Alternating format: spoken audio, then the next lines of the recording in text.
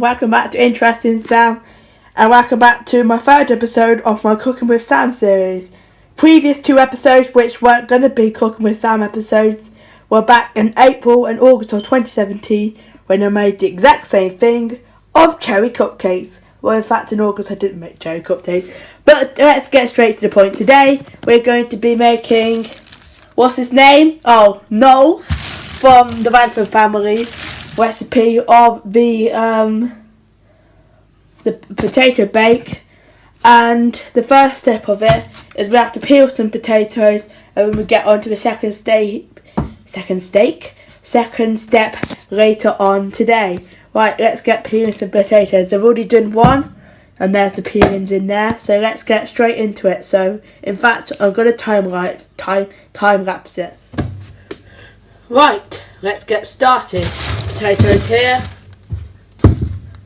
already done one, potato peelings and potato peeler. Let's get started.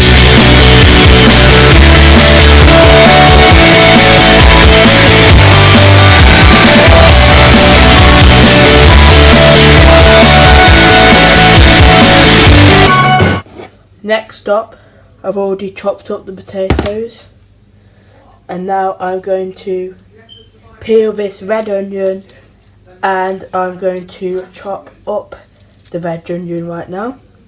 So I'm going to time lapse it. So I accidentally videoed it instead of time lapsing, but I'll time lapse the rest of me cutting it up.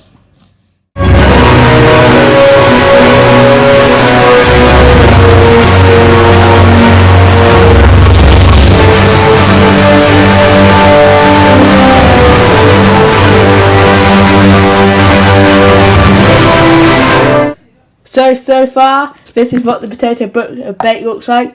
So you shove all the potatoes in, and then some people like to add some vegetables, but we don't like broccoli like what Noel put from the Radford family. So we're just putting the onions on top and not putting broccoli in ours. So you also have to mix it all together with your hands to make it all mix in. And then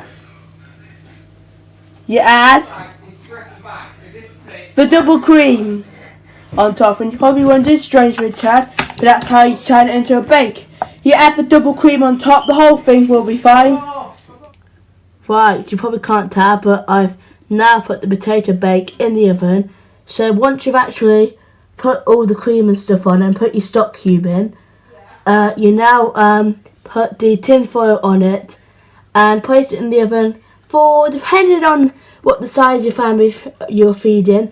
We're only feeding 3 tonight, so we'll put it in for around 40 minutes because ours is not as big, and as big as the Radford's that is. But I think like 25,000 people, joking, 20 people. But and once you've done that, you take out around 10-15 minutes before, and you put some grated cheese on top, and then you cook it for a further 10, and then you cook it for the rest of the amount, 10-15 minutes, and then it should be ready for you to eat. So very good.